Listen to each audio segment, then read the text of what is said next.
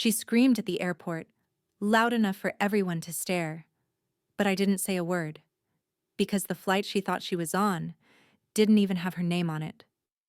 This isn't just a vacation story. It's how I walked away and finally took everything they thought they owned. My name is Layla, I'm 29 years old, and this is how I turned their betrayal into my blueprint for power. Before we continue, please subscribe to the channel and let us know where you're listening from in the comments. The line at TSA moved slow, shoes scuffed against tile, the shuffle of bags, the mechanical clatter of plastic bins against metal rollers, the faint echo of an announcement about a delayed flight to Newark. It all bled together into the dull hum of travel. I barely heard any of it.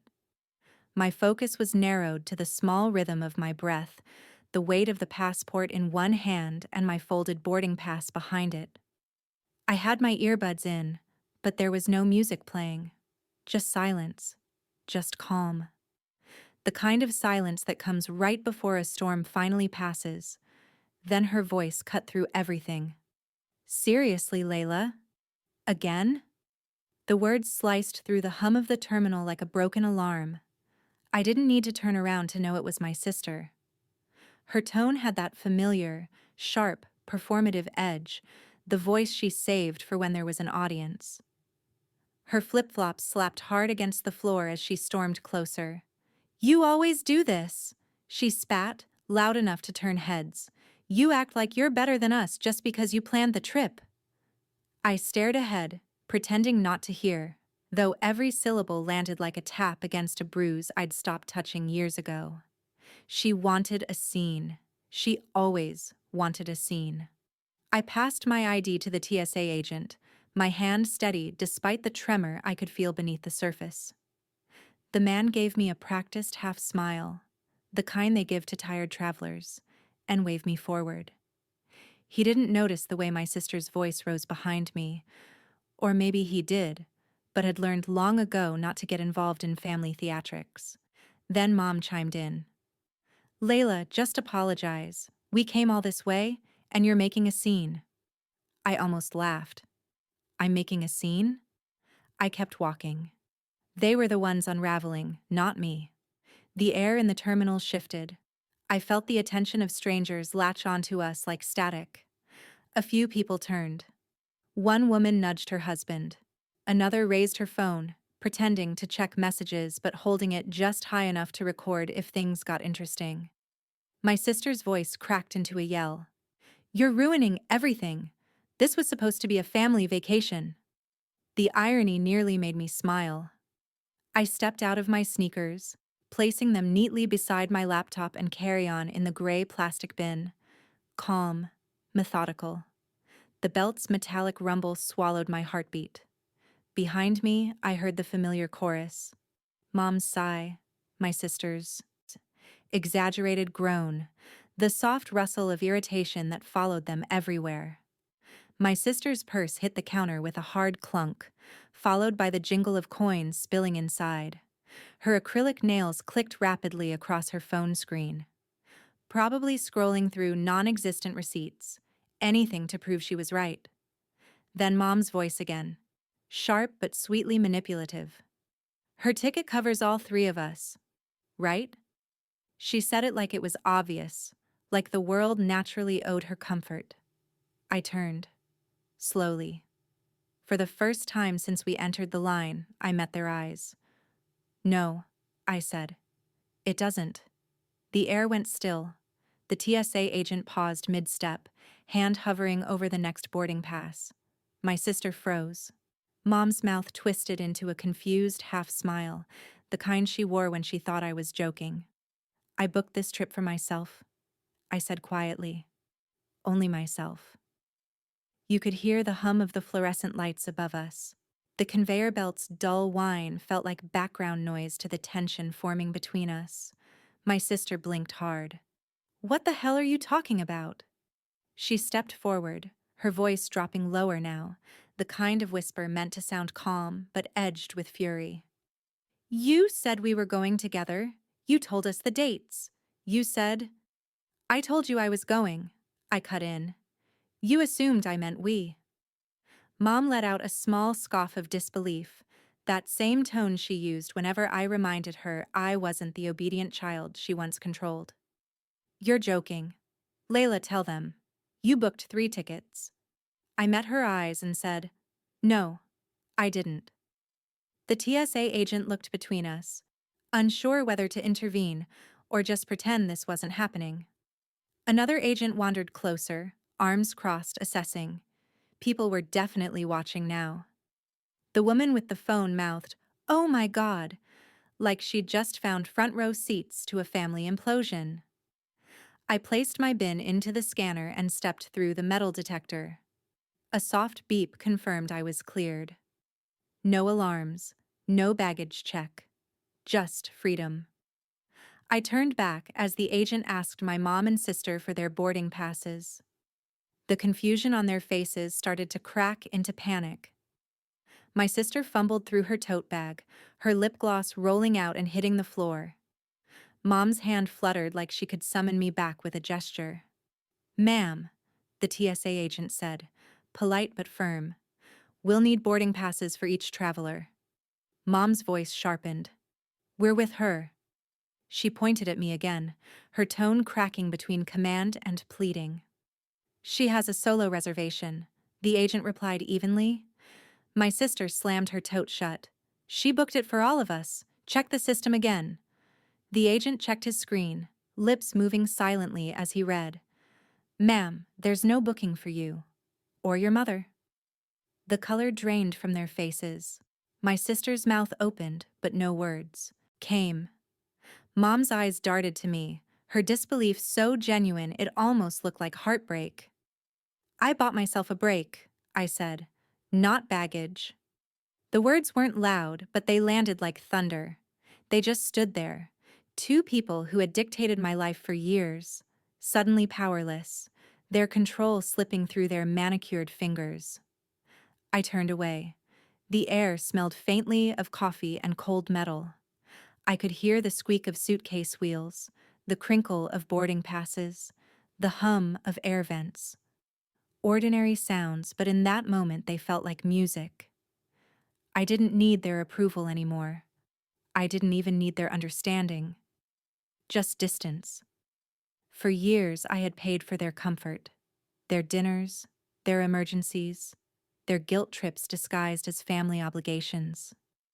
Every fight ended with me surrendering because peace was always more important than pride. But peace isn't real when it costs your self-respect. That morning, standing barefoot on a cold TSA floor, I chose silence over submission. I watched as the second agent guided them to the side. "Please step out of the line, ma'am." Mom tried again. "Layla, don't do this. You can't just—" But I already was. I slipped on my shoes, the soft leather pressing against my heel, grounding me. The handle of my carry-on clicked as it extended. I walked, slowly, past the scanners, past the waiting stairs, past the years of being their emotional crutch. Each step echoed. Behind me, I could hear my sister's voice cracking with panic now. "Call the airline. There has to be a mistake." Her words dissolved into noise. I entered the main terminal where sunlight spilled across the glossy floor, broken into squares by the tall windows. The smell of pretzels and jet fuel mixed in the air. People hurried past, focused on their own lives, their own destinations. No one cared about mine, and that was exactly what I wanted. At the gate, I found an empty seat by the window. Outside, the runway shimmered in the heat. Planes lifted like white arrows into a washed-out sky. I could see my reflection in the glass, calm, collected, unrecognizable from the version of me that used to shrink under their voices. A soft chime announced boarding group 1. My group was 3. I waited, letting the moment stretch. My fingers traced the edge of my boarding pass, feeling the ridges in the paper. My name. Just my name. Layla Hart. For once, it didn't feel small. I leaned back, closing my eyes. Around me, conversations drifted. Business calls, a couple arguing softly about a lost charger, a child humming to herself. Life moved, and I was finally part of it, not weighed down by theirs.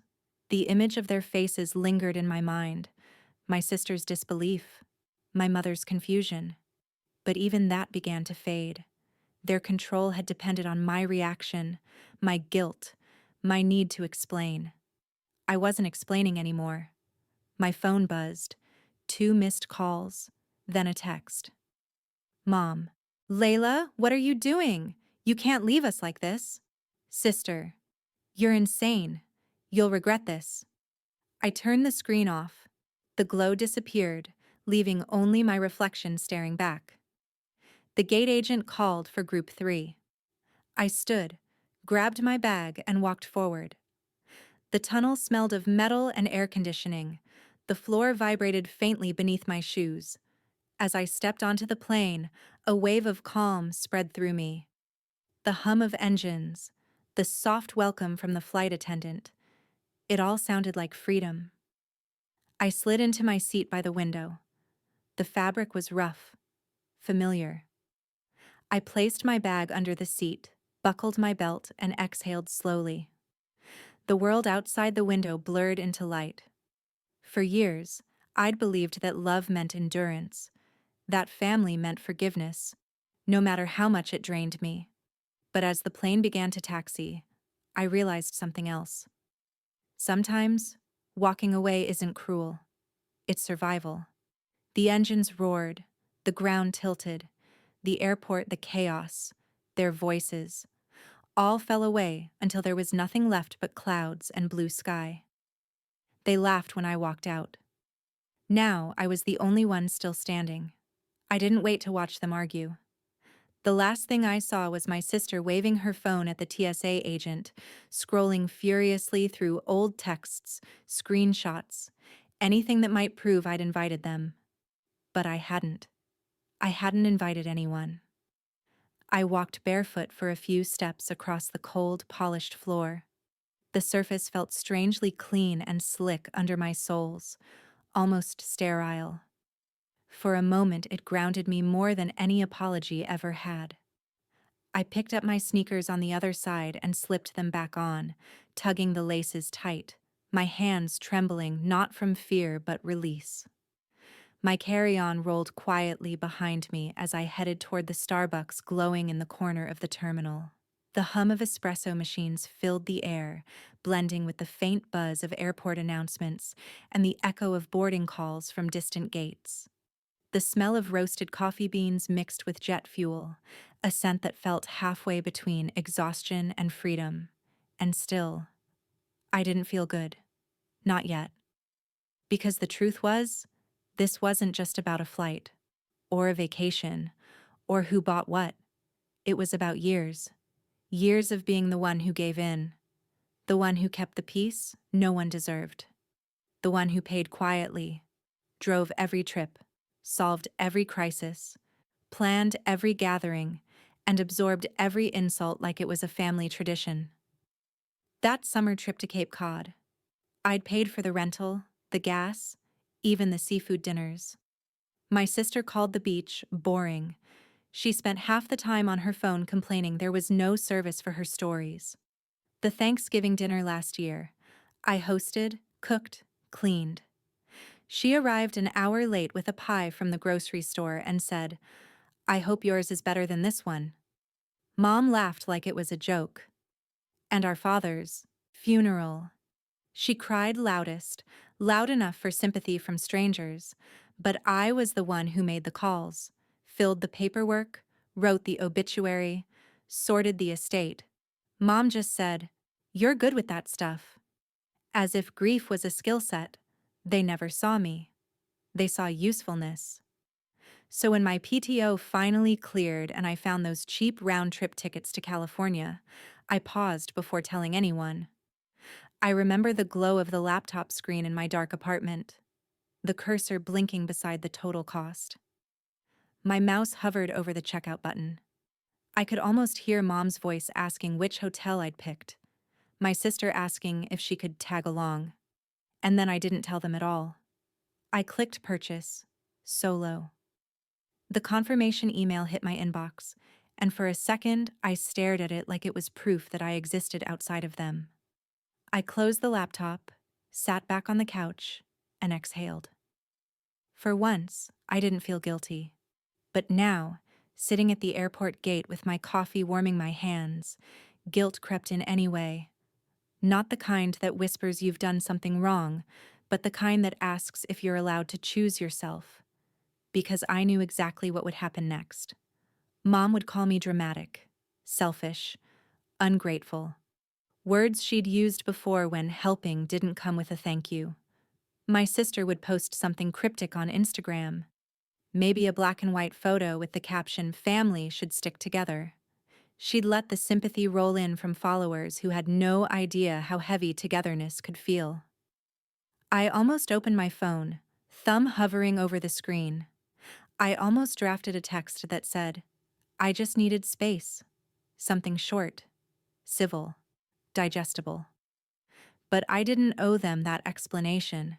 They screamed at me in public. They embarrassed me, humiliated me, and still expected a seat beside me like nothing happened. It was a strange kind of grief, realizing that your family doesn't want you. They want your effort, your money, your silence. They want your yes. And when you stop giving those things, they want your apology. The announcement for boarding cut through my thoughts. I stood, grabbed my bag, and waited for my group. The gate agent smiled, scanning boarding passes one after another, her voice calm and rehearsed. "Have a safe flight." When it was my turn, she looked up, smiled again, and scanned mine. The small green light blinked approval. She pointed down the jet bridge. "Enjoy your trip." My heart was pounding, but my steps were steady. I didn't look back. The jet bridge was cool and narrow, lined with flickering fluorescent lights that hummed above me. The air smelled faintly of metal and recycled air. I walked slowly, letting each sound, the echo of my suitcase wheels, the soft creak of the floor beneath me, sink into memory. When I stepped into the plane, the cold blast of air conditioning hit first, followed by the quiet shuffle of passengers already seated. I found my row, window seat, just as I'd chosen. I slid my bag beneath the seat in front of me, tucked my jacket beside it, and sat down. The seat fabric was coarse under my fingertips. The safety card glared up from the pocket, a diagram of control I finally understood. I pulled on my noise-canceling headphones. Not for music, just for silence. The kind of silence that doesn't get interrupted by someone else's sigh or complaint. I closed my eyes and breathed. A full breath. The kind that fills the lungs all the way, without guilt, without someone waiting to speak over it. Outside the small oval window, baggage carts rolled by. A mechanic waved two orange wands toward the pilot. The wing of the plane shimmered under the sun. I thought about them, Mom and my sister, still somewhere back at security, probably arguing with another agent, maybe trying to buy tickets last minute. Or maybe they'd given up, stormed out, each blaming the other. But none of that mattered anymore. For the first time, their chaos wasn't my problem to fix. The hum of the engines deepened. A safety announcement began, muffled beneath my headphones. The plane trembled softly as it backed away from the gate. I leaned toward the window, watching the runway slide by. My phone buzzed once. A text from Mom. "We'll talk when you land." I stared at it. The words looked harmless, but I could hear her tone behind them, the sharp inhale, the disappointed pause, the rehearsed guilt. I turned the phone face down on my tray table. I didn't fly 2,000 miles for another lecture. I flew for peace. And I wasn't handing it over. The plane paused on the taxiway, engines roaring low like a held breath. A flight attendant moved down the aisle, checking belts, smiling politely at strangers she'd forget by landing. Outside, A line of planes waited like dominoes under a sky streaked with gold. I caught my reflection in the window again. I looked tired. Yes, but lighter somehow, like someone who had finally stopped explaining herself. The plane began to move, slow at first, then faster. The vibration built beneath my feet. I felt my pulse sync with it. Steady. Rising. The wheels lifted and gravity loosened its grip. City shrank. Clouds opened. Below, the world that had always felt too small finally fell away. We landed in San Diego just before sunset. The light poured across the runway like warm honey, golden and soft, stretching long shadows across the tarmac. The windows glowed with that kind of late afternoon warmth that makes everything look forgiving, even the things that used to hurt. The plane slowed, wheels humming against the concrete, and passengers reached for their phones, their voices rising again after hours of polite quiet. I stayed still. I didn't rush to stand. Didn't elbow my way into the aisle or fumble with my bag overhead. For once, I wasn't trying to get ahead of anyone. I had nowhere to be but free. The soft ding of the seatbelt sign echoed above us. People shifted, muttering polite, "Excuse me," as they reached for bins, coats, bags. I waited, letting them go first, watching the movement of strangers, families, couples, a man with a neck pillow and a tired smile. The aisle cleared, and only then did I stand, stretching my legs, adjusting my jacket, letting my fingers rest briefly against the cool metal of the seat in front of me. As I stepped off the plane, I felt it, the weight lift. Not just from the past few hours, from years. Years of guilt, of being the responsible one, the planner, the good daughter, the one who fixed things she didn't break, the one who filled gaps in other people's lives while quietly draining her own. The terminal smelled like cinnamon pretzels and sunscreen. Laughter carried from a nearby souvenir shop where a little boy begged his dad for a plush dolphin. Overhead, the loudspeaker announced a flight to Chicago. The echo bounced through the glass walls, thin and metallic. I walked slowly, not because I was lost, but because for the first time, I didn't need to hurry toward anyone. Vacationers bustled past in floral shirts and rolling duffels. Someone bumped into me and mumbled an apology. I smiled. Not at them, but at myself. Because I was here. Alone. And for the first time, that word didn't feel sad. It felt earned. Outside the terminal, the California air was softer than I remembered. Warm, salty, alive. The sky burned orange at the horizon, fading into lavender. Cars honked in lazy rhythm near the pickup lanes. I ordered a rideshare, watching palm trees bend slightly in the breeze. When the car pulled up, the driver smiled and helped with my bag. "Vacation or business?" he asked as we merged into traffic. "Neither," I said. "Just quiet." He nodded, like he understood more than I'd said. The ride to the harbor was lined with low stucco buildings, bright murals, tangled power lines cutting across the sky. Every street felt like a secret waiting to be forgiven. When we reached the hotel, a modest building overlooking the bay, the last edge of sunlight shimmered over the water. I thanked the driver, tipped him, and walked through the sliding doors. The lobby smelled faintly of lemon polish and ocean. The clerk handed me my keycard with a practiced smile. "Enjoy your stay, Miss Hart." "I will," I said, and meant it. The room wasn't luxurious. A queen bed with crisp sheets, a nightstand, a small balcony. But the window framed the harbor perfectly, where boats rocked gently under the fading light. I dropped my bag, sank onto the bed, and listened to the hum of the city through the walls. I didn't feel tired. I felt real. That night, I walked along the bay. Streetlights cast halos across the water.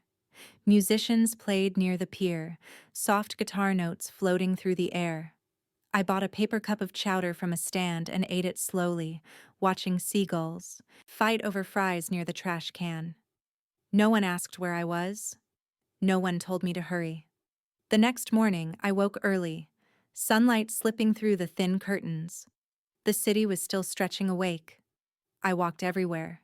Little Italy, the gas lamp quarter, the marina. I stopped for coffee, wandered through shops, took photos of boats, murals, faces I'd never see again. Every corner carried its own kind of peace. No one interrupted. No one asked where we were going next. No one sighed because I took too long checking Google Maps. In the afternoon, I sat at a cafe near the water. The foam on my cappuccino shaped itself into something that looked like a heart before fading away. I snapped a photo. When I posted it, I didn't overthink the caption. I typed one word: quiet. It got more likes than anything I'd posted in a year. My sister didn't comment, but I saw her profile in the views. 3 times. Mom texted that evening. Mom, you embarrassed us. You didn't have to make a scene. Me. I didn't. You did. Mom. Family means compromise, Layla. Me. I did. For years. This time, I chose me. 3 little dots appeared, then disappeared. She didn't respond again. Neither did my sister. Maybe that silence should have stung. Maybe the part of me that always chased peace should have felt the loss. But it didn't. Because I realized something. Something that felt like both an ending and a beginning. I'd been fighting for a seat at their table when all I really needed was a table of my own. On the last day of my trip, I walked down to the water. The sky was soft, cloudless, pale blue fading into gold. The ocean smelled like salt and sunlight. I found a bench facing the horizon and sat. The wind tangled my hair. My sweater clung to me, carrying the faint scent of hotel soap and sea air. A jogger passed behind me, footsteps rhythmic and distant. The waves rolled in steady, one after another, erasing footprints in the sand as if they'd never existed. I thought about that morning at TSA. The shouting, the phones, the crowd. How public it was. How small I'd felt. And then I remembered the stillness that followed when I finally said it. You were never on it. Her face had twisted, shocked, searching for a comeback. But there hadn't been one. The truth didn't need to yell. It just needed to stand still. I hadn't said it to humiliate her, not even to punish her. I said it to remind myself that I was allowed to stop begging people to join my peace. She screamed to humiliate me, so I let the truth silence her. The waves crashed closer, spraying mist across my shoes. I smiled, a quiet smile, the kind that doesn't reach anyone else's eyes but yours. I wasn't angry anymore, just done. For the first time, the idea of being alone didn't feel empty. It felt like space. Space I could finally fill with something that belonged to me. I took one last photo of the water before leaving, the horizon glowing orange against the blue. I didn't post it. Some peace isn't meant to be shared. As I stood, the tide touched my feet, cool and deliberate. I whispered to no one. I'm done explaining. The wind carried it away. I walked back toward the city lights, each step quieter than the last, each breath steadier. Behind me, the waves kept moving, washing everything clean. If this story struck a chord, hit like, subscribe, and tell me what you think in the comments.